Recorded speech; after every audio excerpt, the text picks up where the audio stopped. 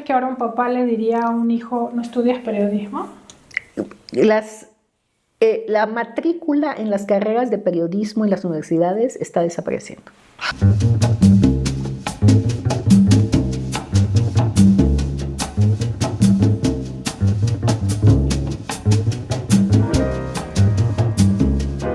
Hoy es un día muy especial para La Bodega porque está aquí Claudia Ramos, periodista, reportera, experta en todos los temas de comunicación, en todos los temas que tienen que ver con prensa y muchísimas cosas más que tienen que ver con activismo y con todo. Yo te conozco hace mucho, siempre te he disfrutado mucho, estoy muy agradecida que estés acá y sobre todo agradecerte que siempre, cada vez que teníamos algo que decir en algún medio, tú siempre nos tendiste la mano a todos. O sea, es impresionante, no hay una persona que haya dicho que alguna vez les negaste un espacio y me parece que eso es muy admirable. Pero yo puedo saber muchas cosas de ti y opinar muchas cosas de ti, pero me gustaría que me contaras quién es Claudia, quién es Mala Madre y por qué Mala Madre. Bueno, la agradecida soy yo. Yo ya había visto tu podcast y dije, qué bonito está esto. Muchas gracias por la invitación y gracias por tus lindas palabras.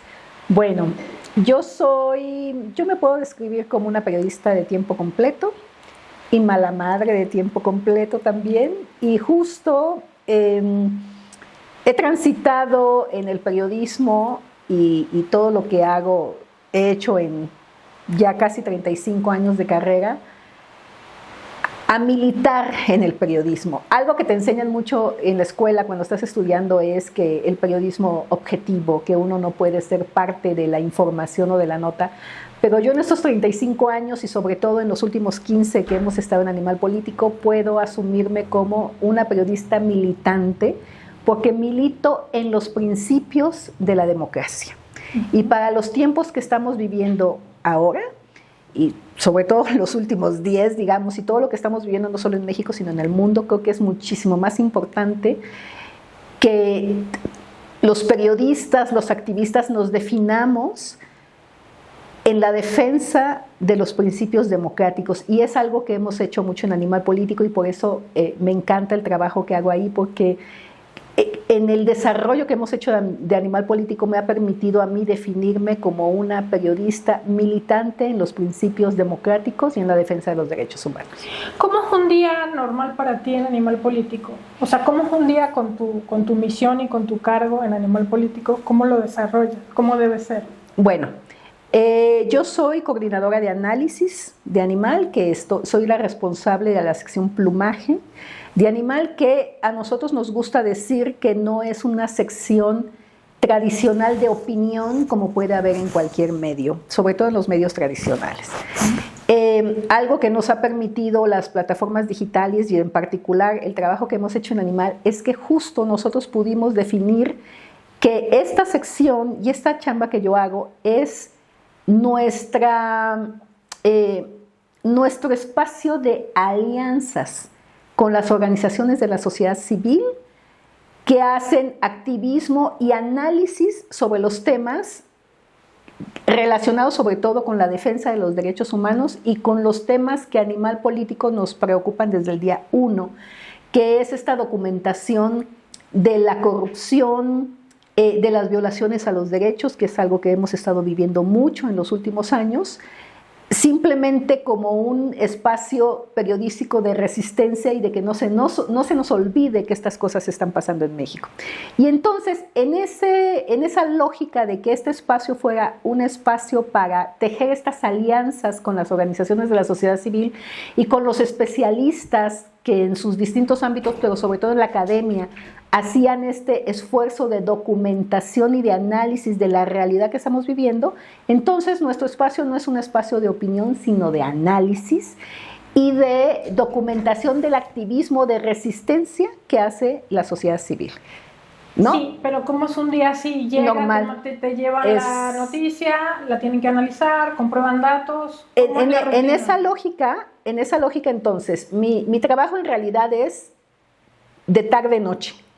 Yo trabajo de tarde-noche porque todos los colaboradores de Animal Político en esta lógica de las organizaciones de la sociedad civil, especialistas en sus distintos temas, me mandan sus textos en el transcurso del día.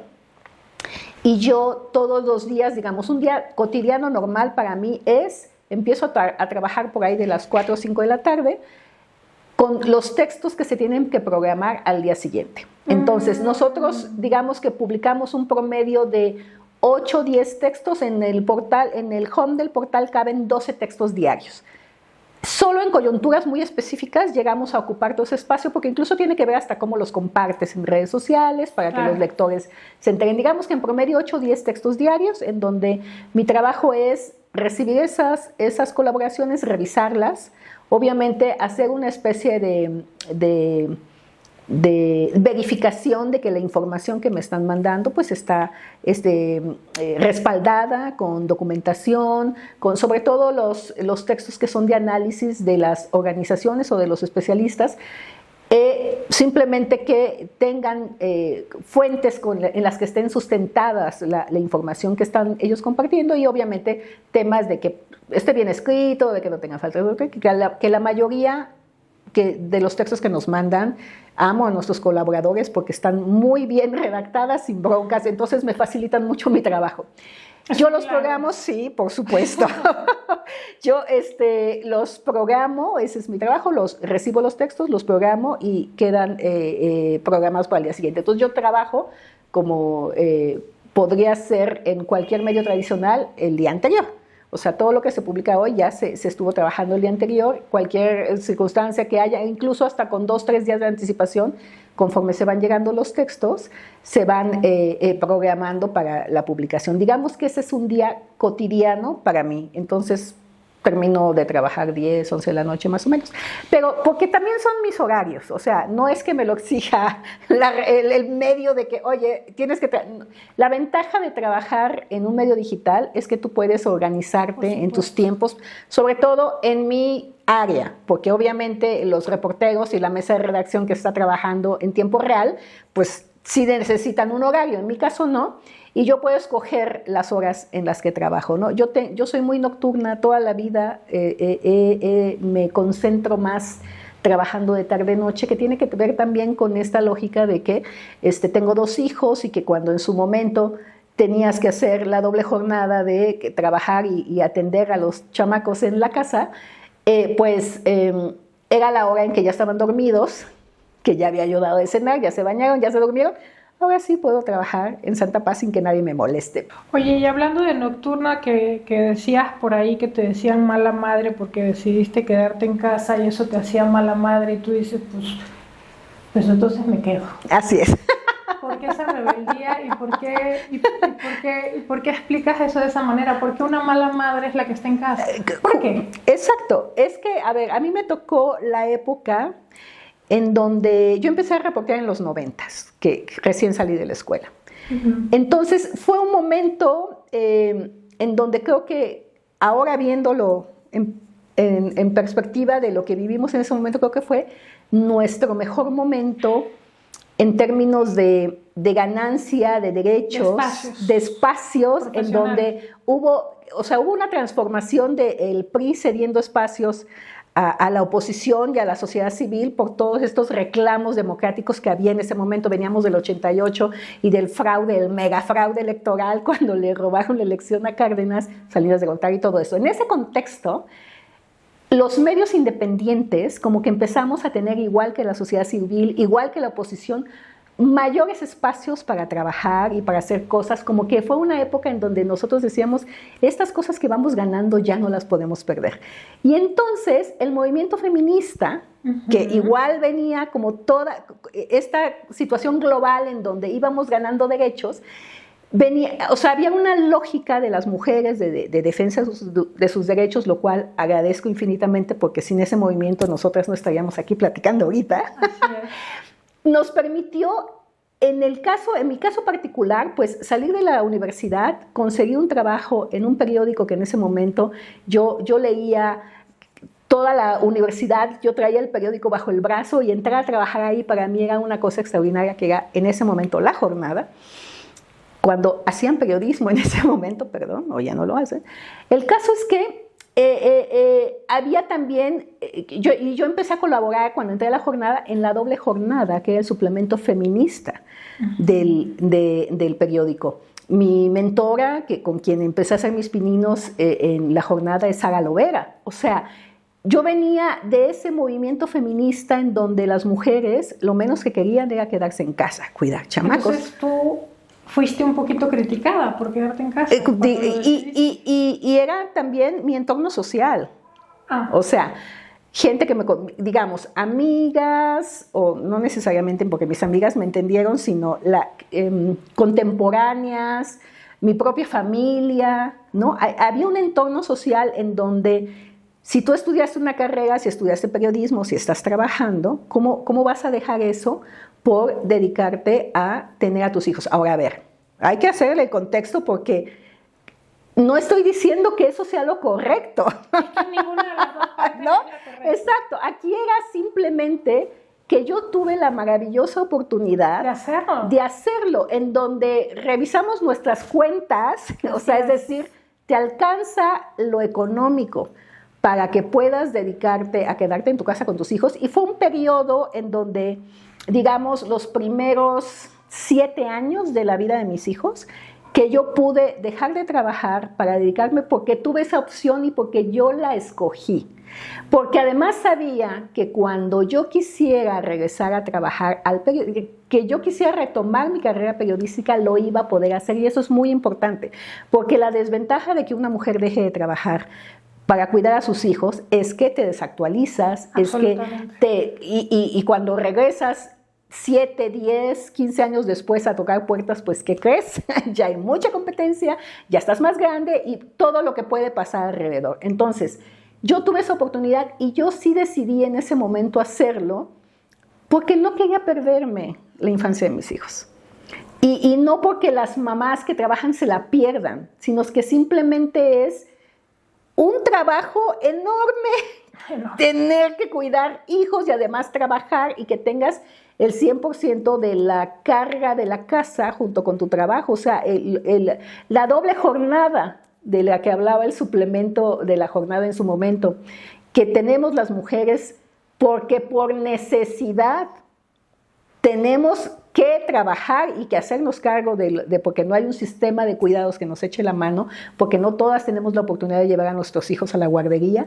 Entonces pero yo tuve la oportunidad de hacer eso, yo quise, me la jugué, la verdad, o sea, me la jugué, no quería yo estar con mis hijos en ese momento, pero sí fui muy, muy, muy criticada en su momento por cómo, o sea, qué clase de imagen, y no solo profesionistas, sino que les estás enseñando a tus hijos quedándote en casa, ¿no? Entonces, y a raíz de eso que estaba yo viviendo, en ese momento, en esta coyuntura de que invitan a Daniel a fundar Animal Político, a encabezar el proyecto de Animal Político, y que obviamente estuvo súper, porque yo en el ínter en que mis hijos nacieron y crecieron, yo freelanceaba, ¿no? O sea, yo no dejé jamás de escribir o de reportear, yo freelanceaba, pero cuando se funda Animal, por supuesto, yo dije, yo quiero estar ahí en este proyecto, y yo entré incluso un año después a Animal,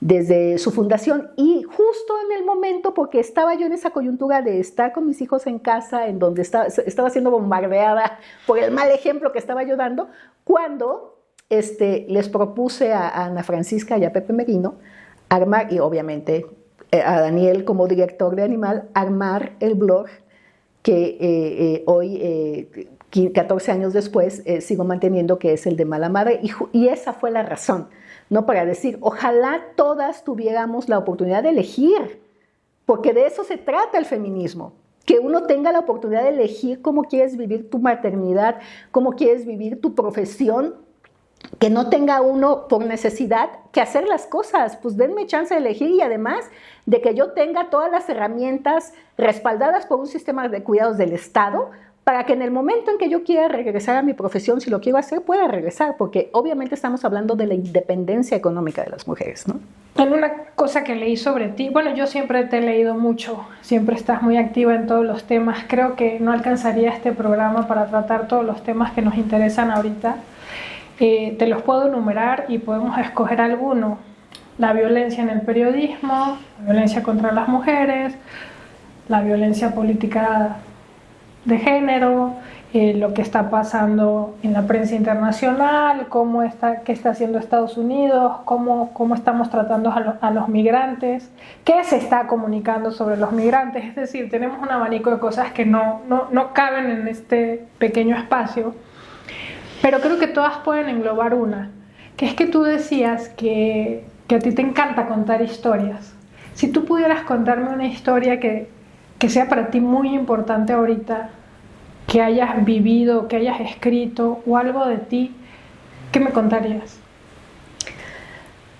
A ver, por la coyuntura que estamos viviendo, justamente hoy desayunaba con una amiga y hablábamos del tema. Ayer fuimos a la presentación de un libro, que es este libro de Javier Sicilia y Jacobo Dayan, que se titula Crisis o Apocalipsis. Venimos un poco, o sea, yo ya llevo un rato un poco no quiero decir deprimida por lo que está pasando, pero sí un poco desanimada. Es decir, creo que como que llevo un rato pensando justo que yo empecé a reportear en los 90, en mis 20s, con un ánimo así súper echada para adelante, con esta esperanza de están sucediendo cambios para bien. Están pasando cosas que nunca me imaginé que viviría, porque veníamos de décadas de gobiernos priistas en donde las cosas se hacían mal, y a partir de estas batallas que estamos ganando, todo tiene que ser para mejorar. No hay manera de que regresemos, que es como cuando en el sindicato dices, ya ganaste estos derechos y son irrenunciables y no hay manera de que haya un retroceso, porque justo en la cobertura que empezamos a hacer de estas militancias en los principios que te decía hace rato, aprendí el concepto de progresividad de los derechos. Solo puedes ganar más, no menos. Pero resulta que llevamos por lo menos 10 años viviendo un retroceso. ¿En cuál?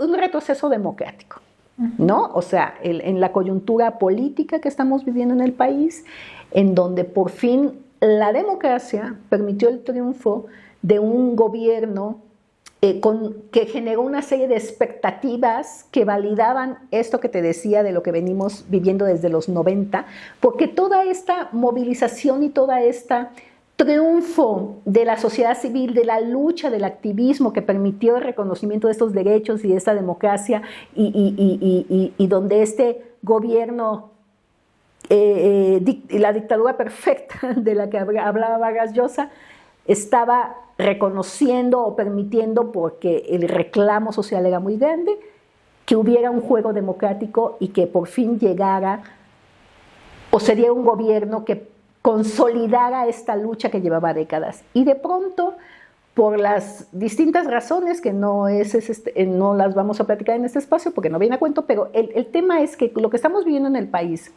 y lo que estamos viviendo en el mundo, obviamente nuestras edades, ¿no? O sea, nuestras propias crisis internas y personales, que tenemos hijos, y de pronto yo llevo un rato pensando en este desánimo de está ganando el mal, ¿no? Como que estos retrocesos es porque se están dando por el triunfo de una corriente de lo que hablaban ayer los autores en la presentación del libro, en que la historia de la humanidad, realmente los espacios en donde han habido beneficios para la población, progreso, han sido muy breves. Y que la constante en la historia de la humanidad es justamente la desigualdad, las guerras, la maldad.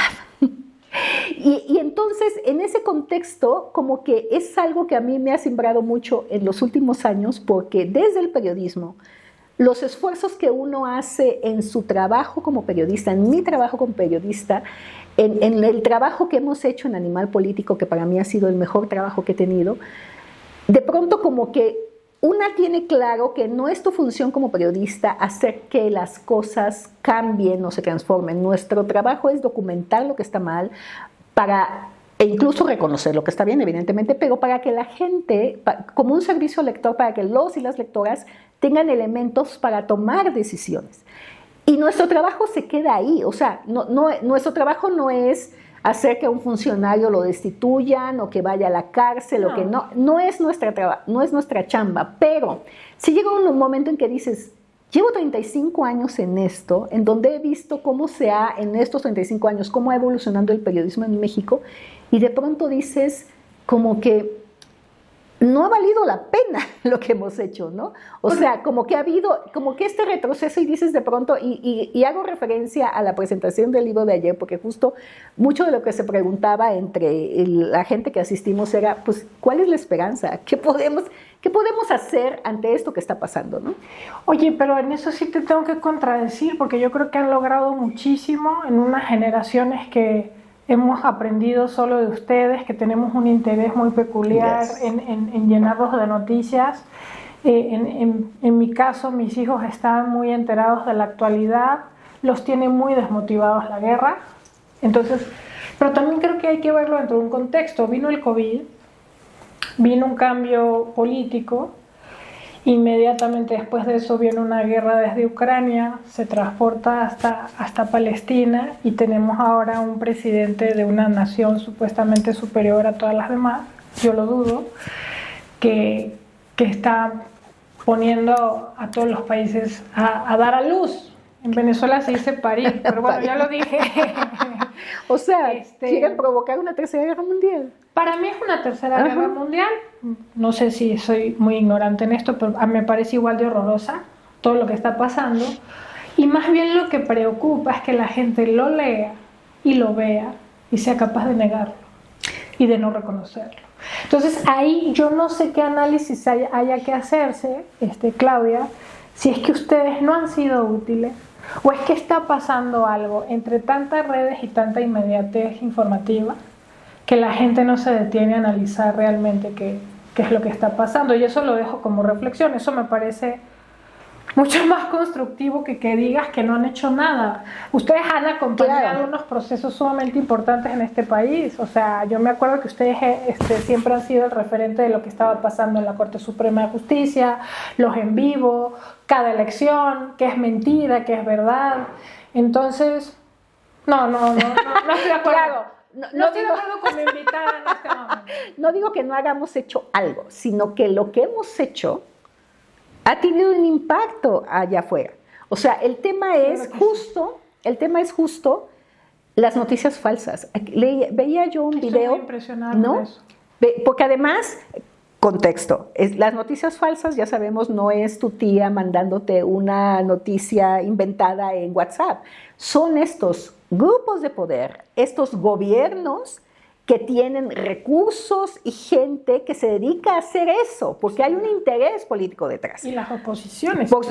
Por supuesto, cualquier grupo de interés con recursos que están dedicados a hacer esto. No es la tía mandando desinformación en WhatsApp. Son los grupos de poder. Pero punto. Ahora que hablas de la tía, déjame decirte que las tías son muy poderosas porque es muy cómico. A mí me mandan desde Venezuela noticias de México con otra voz y otros videos que dijo alguien que no era, y Venezuela entera se la cree. Exacto. Y eso atrás hay un grupo de poder impulsándolo. Que la consecuencia final es tu tía mandándotelo. Exactamente. Esa es la peor consecuencia final, porque pues ¿cómo compruebas eso? ¿Cómo podría hacerse un esfuerzo por eso? Me tiene muy preocupada. Justo, o sea, nuestro trabajo desde Animal con el Sabueso y nuestro canal es justo que la gente, que tú le puedas mandar al canal del Sabueso en WhatsApp, oye, me llegó este video, me lo puedes verificar, y seguro ya tenemos la verificación armada de no es cierto. Pero el tema es que constantemente, por poner un ejemplo, tú me lo estás poniendo con tus tías de Venezuela, tenemos el chat familiar en donde cada cierto tiempo vuelven a compartir el mismo video que tú ya les dijiste que es falso. Y dentro de 6 meses lo vuelven a compartir y ya casi que vas al mensaje original que les habías puesto. Oigan, les recuerdo que eso es falso. Entonces, la gente también es un tema de que está bombardeada con tanta información. No hay manera de que nos concentremos. Exacto, no hay manera. Exacto. Y entonces, en el tema de justo... En el tema de la desinformación, estaba yo viendo ayer un video en Twitter de un canal de televisión va a entrevistar a una persona que no sé si estaba en Israel o en otra parte, pero que era claramente de Israel e israelí, en donde le estaban preguntando sobre lo que estaba pasando y la chava, que era una mujer joven, diciendo, es que no entiendo por qué Irán nos ataca. ¿Qué le hemos hecho a Irán para que nos ataque? Güey, pues atacarlo. O sea, a ella no... Ahí sí ya hay una descomposición cerebral. Pero increíble. O sea, no hay increíble. No hay entonces, claro, y entonces esta chava, seguramente su familia, su círculo cercano, piensa exactamente lo mismo. Y hay un sector de la población que está convencida de que su gobierno está haciendo lo correcto porque fue atacado cuando no les cae el 20 que el que empezó a atacar fue el otro. Y bueno, y ya no hablemos de todo el contexto de lo que ha pasado con el genocidio. En ese análisis me gustaría comentarte, no es tema, pero es muy importante. Trump pone todos los problemas con los deportados o con los migrantes venezolanos, pero la oposición venezolana apoya a Trump porque tiene este sueño guajiro de que Trump va a ir a salvar con sus naves y van a llegar todos así y van a salvar a Venezuela. Ahí es cuando yo digo, no, aquí hay un problema. Una disonancia cognitiva. Aquí hay una disonancia cognitiva. O sea, esta gente no está entendiendo que los deportados son los más afectados y son venezolanos y luego son criminales y los criminalizan y generalizan y bueno, todo el problema migrante que es está a increíble. mí el que más me tiene... ¿No? Y bueno, y aquí en México tenemos el ejemplo igualito exacto de un subsecretario, embajador de México, de Estados Unidos en México, quitándole visas a ciudadanos mexicanas por opinar en Twitter. O sea, me parece gravísimo que del lado del gobierno mexicano no haya habido un extrañamiento, por lo menos, al señor funcionario, porque ahora aparece, y bueno, y gente en México felicitando al señor subsecretario por haber hecho lo que hizo. Es que es lo que te digo, ¿no? La gente está defendiendo, en eso sí tienes razón, hay una desesperanza a veces que dices, están defendiendo lo indefendible, o sea, ¿qué es esto? Pero bueno, ese es un tema que da para mucho. Había una de todas estas cosas que a mí siempre me dan muchísima curiosidad, que no tienen nada que ver con tu vida privada, sino personal, la que nos puedas contar. Es que a mí me gustaría que me contaras de toda tu carrera o de toda la parte más fina, más personal de tu vida, ¿cuál ha sido la historia que más te ha costado digerir a lo largo de tu vida? ¿Cuál ha sido? Pues evidentemente, o sea, la transición de mis hijos.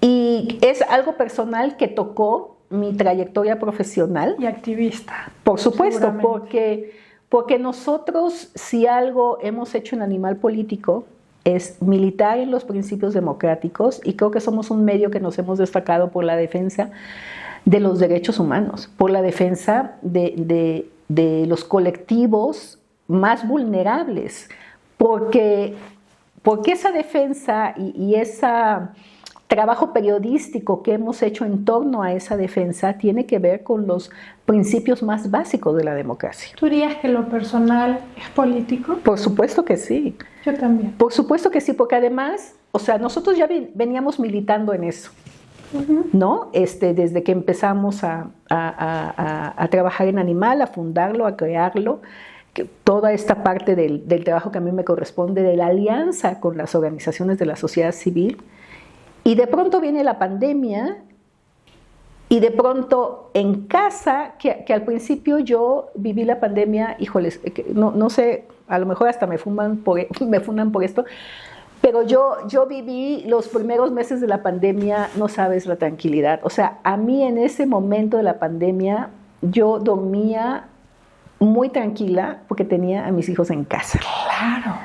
esa parte, esa angustia de la adolescencia en donde los hijos empiezan a salir y hay que estar pendientes porque hay que ir por ellos, están en la fiesta y en todo lo que está pasando. Es una angustia en la que yo vivía. Cállate, Uber 1, Uber 2, a la novia, el otro, ¿quién llegó? Horrible. Entonces, esos meses... Tú dijiste, nadie salió, aquí dormimos todos a pierna suelta y vemos películas. Y vemos películas y fueron maravillosos hasta que empezaron a pasar las cosas horribles. Y en ese inter, pues mis hijos salieron del closet. 2020. Pero fue gradual, se pusieron de acuerdo, tú o sea, prevenida. Digamos que yo ya tenía un antecedentes de obvio de verlos crecer, claro. Pues yo decía, pues este debe ser gay, no me extrañaría o sea, estaba preparada para eso. Para lo que no estaba preparada, y después lo platiqué con madres que nos conocimos a raíz de eso, que todas estábamos en la misma lógica venimos de un sector progresista de defensa de derechos y coincidimos que estábamos preparadas y teníamos información y muy claras pero además muy entusiastas en apoyar toda por supuesto y bueno, nos sentíamos unas madres súper empoderadas y bueno, a mí si un hijo me dice esto, por supuesto que yo no tengo bronca, claro, porque teníamos claras las primeras letras siempre de la sigla, pero no las demás, totalmente. Entonces, ¿las demás qué son? ¿La parte médica? No, sino más bien el duelo. O sea, mis hijos en julio, que es además el mes de los cumpleaños, porque tanto mis hijos como mi marido cumplen años en julio, el regalo que nos dieron fue ese de mamá, Teo fue el primero, el mayor, que nos dijo soy no binaria, y meses después nos dijo soy chico trans. Y Nico, que es el menor, nos dijo soy chico trans. Y era más bien el duelo de perder a las hijas. Porque aquí el paréntesis súper rápido es que nuestra maternidad y paternidad fue súper deseada, fue planeada desde yo quiero tener hijas y quiero que nazcan en julio. Y tuve hijas y nacieron en julio. ¡Oh, Dios! Así de controladora. O sea, yo dije así. ¿Iban al psiquiatra en ese momento?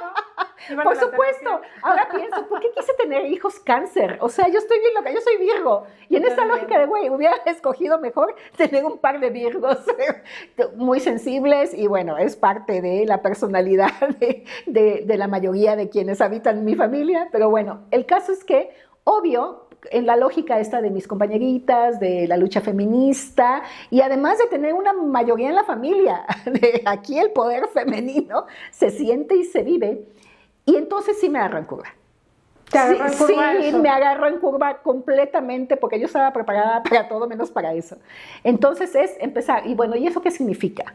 Que de entrada reconocer el duelo de que esas hijas ya no están, pero que ahora están unos hijos maravillosos, por supuesto, y que el amor sigue estando ahí, pero este proceso de estas personas ya no existen y ahora somos estas otras personas es la parte que nos costó trabajo. Y evidentemente también es la lógica de mis hijos,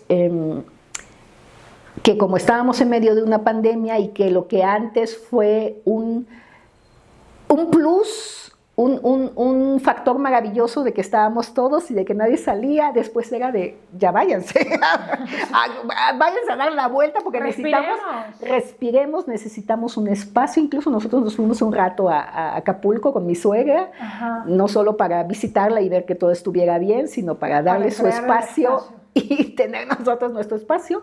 Y al final de cuentas, y bueno, y de entrada de que como éramos estos padres progresistas, que trabajábamos en un medio progresista y que defendía los derechos, y que de pronto mis hijos nos reclamaban con justa razón, pues es que no respondieron como esperábamos que lo hicieran, ¿no? Desde un principio. Y entonces dijimos, oigan, también denos chance porque pues ustedes ya llevan un rato procesando lo que son, su transición, y nosotros no, ustedes ya llevan un camino andado y nosotros partimos en este momento de cero. Entonces déjennos alcanzarlos, déjennos llegar ahí para que se pueda. Creo que lo conseguimos hoy, ya podemos decir que La verdad estamos bien, nos sentimos, yo me siento muy contenta de cómo están mis hijos hoy.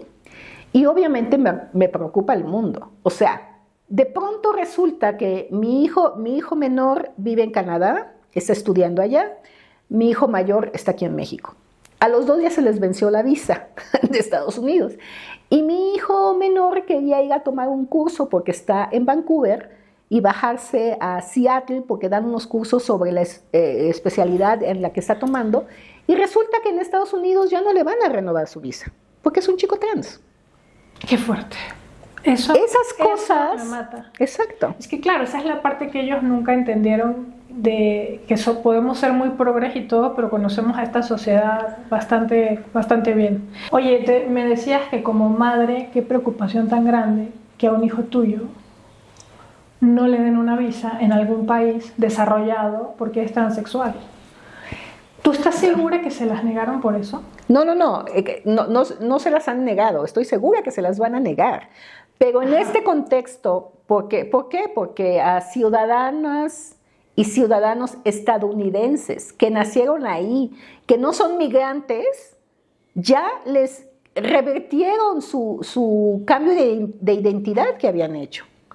O sea, y esos son ciudadanos de su propio país. Ahora imagínate a alguien que no es, y más si eres mexicana sí, es un gran o mexicano. Es un enorme. Entonces es una afrenta para alguien que no te ha hecho nada, solo existir.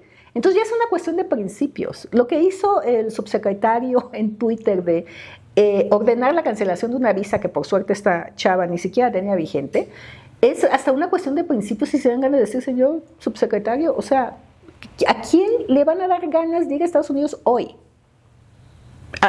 Por lo menos mexicanos. A mí me encanta Nueva York, creo que es la ciudad que más he podido visitar, no solo porque estamos aquí a la vuelta y porque los viajes salen más baratos si viajas en ciertos meses del año que ir a Europa, y ahora resulta que ni siquiera tienes esa opción, porque no es que alguien te lo esté negando, sino que tú sabes que estás en riesgo de que te maltraten, de que te deporten. Sí, pero digo, habíamos tenido suerte hasta ahora de que nuestros viajes habían estado bien, pero hoy que hay la instrucción de maltratar gente, o sea, ¿a quién se le va a antojar ir a visitar un país en donde sabes que tú eres de una nación que está siendo maltratada de 1000 maneras posibles por el gobierno estadounidense actual, y en donde les están diciendo que no reconocen la identidad de género, y en donde mis hijos no pueden solicitar una visa porque ya hicieron su cambio de identidad y los van a ver y les van a decir no? El cambio de identidad lo hicieron en la Ciudad de México. ¿Y cómo se sintieron después de toda este torbellino de emociones y de ajustes y todo? Perfecto, ¿no? Yo estoy muy feliz de verlos tan felices a ellos. La verdad es que, o sea, Teo ya terminó la universidad, tiene su pareja, ya está trabajando, veo su medio de sus amigos, de cómo se llevan, de las cosas que hacen. Obviamente son activistas, obviamente forman parte de una organización de la sociedad civil, están luchando y contribuyendo a la defensa de los derechos y del territorio, y ahí están haciendo sus pininos, y uno agradece que sean jóvenes preocupados por su país, preocupados por su comunidad, y yo los veo tan felices y tan contentos. Nico allá estudiando, obviamente estudió historia, termina este año, se está especializando en género, evidentemente, y está buscando la manera o sea, están formando sus vidas en un entorno social en donde son aceptados, son reconocidos, son avalados, son impulsados para que sigan con su trayectoria, con lo que ellos escogieron ser y estudiar.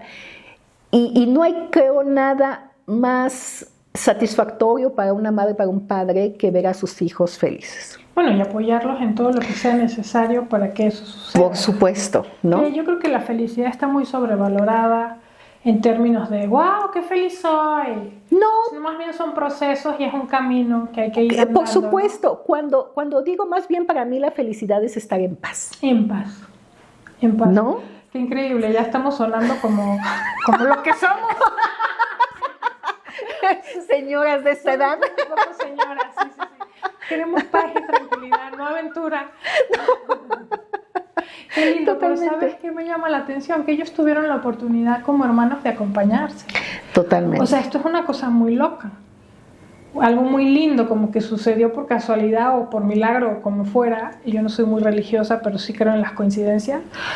Que son dos hermanos que se apoyaron en un proceso de transición bastante interesante en un país que, como te digo, según yo, es opinión personal, es muy progre, pero no tan progre como parece. Totalmente de acuerdo contigo. Ni como afirman, ni como dicen, ni como hacen sus discursos, ni cómo tratan a las mujeres, ni cómo tratan a las comunidades, etcétera. Totalmente. Pero bueno, ese sería otro tema. O sea, tú y yo todos son otros temas. Sí. Ahora, para ir finalizando, que no quiero, de retos profesionales, ¿qué ha sido lo más difícil para ti? Ya sea miedo escénico, algo político, algún problema, algo que me puedas contar que no sea problema. ¿Qué etapa? O sea, es que como los últimos 15 años yo he ejercido el periodismo en el mejor trabajo que he podido tener. Uh-huh. O sea, la verdad es que Animal Político para mí ha sido una experiencia increíble. Por lo tanto, pues estos últimos 15 años los he vivido muy contenta con lo que he hecho. Pero yo creo que la parte más complicada justo, o lo que significó un reto, fue el periodo que me tomé para estar con mis hijos en casa. Uh-huh. O sea, yo empecé en el periodismo en La Jornada, recién salida de la escuela. ¿No dormías? No dormía. Después que yo empecé como auxiliar de redacción en La Jornada, en la sección de internacionales, me tocó toda la guerra del Golfo, que también fue una cosa espectacular. Después se funda Reforma y me voy a Reforma, me invitan a trabajar en Reforma y estoy 8 años en Reforma, que ahí fue donde realmente empecé a reportear, donde cubrí fuentes de información, donde salí a reportear y donde realmente aprendí el oficio del periodismo, fue en Reforma. Y justo ahí es cuando yo decido, y mi marido y yo decidimos embarazarnos, tener a nuestros hijos, y entonces tomo este periodo que han de haber sido como 5 o 7 años, en donde yo dejé de trabajar, dejé de cotizar, por decirlo de alguna forma, porque uno sigue trabajando. Sí, dejé de cotizar para dedicarme a mi casa y a mis hijos y freelancear en los medios. ¿Qué fue difícil eso? ¿La rutina? No. Lo difícil fue pensar que en algún momento, o sea, lo disfruté muchísimo. Disfruté mucho estar en casa con mis hijos, pero sí había, obviamente, un tema ahí de, ¿y si no puedo regresar? Y si cuando yo decida regresar al periodismo me van a decir, ¿qué crees? Ya no hay espacio para ti. Fíjate que yo estuve en una etapa en casa y yo no tenía miedo.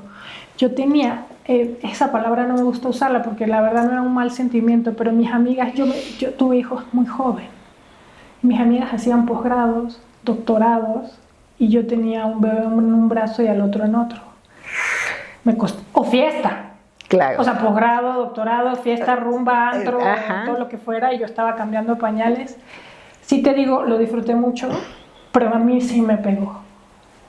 O sea, me pegó durísimo. Duro, que dije, ¿qué es esto? Entonces, cuando me dicen así con total sinceridad que lo disfrutaron tanto, me da mucha ternura porque la verdad es que yo a veces solo quería que se durmieran.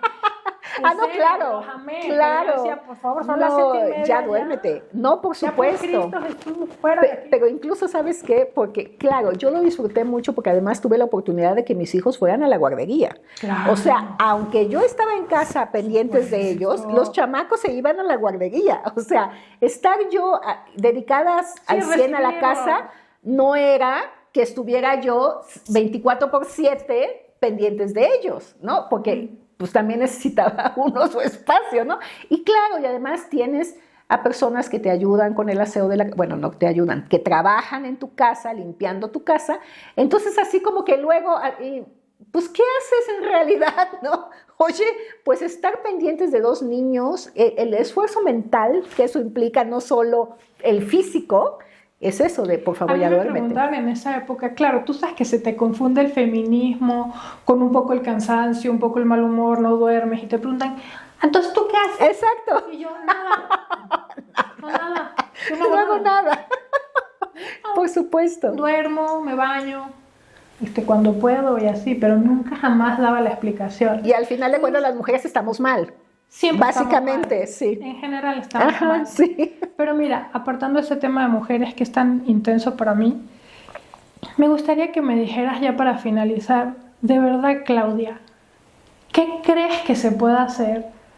O sea, si me puedes contestar de la manera más didáctica, ¿qué crees que se puede hacer para evitar esta violencia tan grande con el periodismo que hay en estos países? Resistir. Ese es tu consejo. Resistir, y además lo traigo desde la presentación anoche del libro, porque esa era la conclusión. Es una linda palabra. Resistir, o sea, no nos queda más que la resistencia. O sea, toda la evolución que ha habido, a ver, nada más pongamos el ejemplo específico de los medios digitales, porque es lo que estamos viviendo hoy en Animal Político, que tiene que ver con el auge de la inteligencia artificial. El Instituto Reuters acaba de sacar su reporte sobre el estado de los medios y lo que dice es, todo está diseñado para que desaparezcamos. O sea, hay un bombardeo en donde tú puedes ver en Twitter a la gente en los debates sobre cualquier tema, que hay siempre una respuesta de alguien preguntándole a Grok si lo que se está diciendo es cierto o no. Y además lo hacen con una educación, como si del otro lado hubiera una persona y no una inteligencia artificial tomando la información que generan las personas. Entonces, claro, ya no sé si incluso sea la flojera, digamos, de que alguien te resuma, porque siempre estás esperando que alguien te resuma y te diga lo que es verdad, siempre y cuando coincida con lo que tú piensas. Con lo que tú crees. Con lo que tú crees. Y por eso, en este contexto, por ejemplo, nosotros, y en mi trabajo en particular, siempre estamos peleando que la gente no lee la información que generamos los medios, lee la opinión. Porque quiere que alguien con el que está coincidiendo le diga que está bien lo que esta persona está pensando, ¿no? Y entonces esto está siendo sustituido por la inteligencia artificial, en donde si tú buscas en Google cualquier cosa, lo primero que te va a aparecer es la respuesta de la inteligencia artificial y al final te van a poner los enlaces de las notas y la gente ya no está llegando a los enlaces. Yo, porque tengo la perversión, yo obviamente siempre desprecio la inteligencia artificial y me voy al enlace. Pero esa no es la lógica. La lógica de la plataforma es que la gente vea la inteligencia artificial y no los enlaces, y va a haber un momento en que va a desaparecer y solo te va a dar la respuesta de su inteligencia artificial y no las notas en las cuales se basó para responderte. Y entonces todo su algoritmo está diseñado para que los medios digitales ya no seamos necesarios. Ahora, es una cosa súper absurda, porque si los medios desaparecemos, ¿de dónde vas a tomar la información? La vas a tener que sacar de algún lado. Entonces, tampoco nos puedes desaparecer totalmente, pero si nos sigues ocultando, o sea, en Facebook, cuando Animal empezó, los medios tenías mucha visibilidad en Facebook y muchas de tus lecturas llegaban por Facebook. Hoy, el algoritmo de Facebook ya nos ocultó a los medios. Tú ya no nos ves a menos que nos busques directamente. Está diseñado para eso. Igual funciona en Twitter, y ahora en Google están haciendo todo lo posible para que sean sus plataformas, sus herramientas las que consulte la gente y no la de los medios. Y entonces pero va a tener que haber alguna forma porque quienes siguen sobreviviendo son los grandes medios que están siendo financiados, ya sean por publicidad oficial, como pasa en México, o por los gobiernos de los distintos países que tienen medios públicos, como puede ser el propio Estados Unidos o Reino Unido, por ejemplo, con la BBC. Pero ¿qué va a pasar con un medio como Animal? ¿No? Es decir, cada vez es más complicado si la gente no paga por leer la información de ese medio, si la gente no quiere suscribirse y aportar. En México no tenemos una lógica de de respaldar medios independientes para que existan. O sea, la lógica es, si la información es gratuita, ¿por qué tengo que pagar por eso? ¿No? ¿Tú crees que ahora un papá le diría a un hijo, no estudias periodismo? La matrícula en las carreras de periodismo en las universidades está desapareciendo. Tú sabes que para finalizar te diré, yo debí estudiar periodismo, pero nunca es tarde. Así es, sobre todo porque ese es un oficio. Querida Claudia, muchísimas gracias por estar en la bodega, dame besos.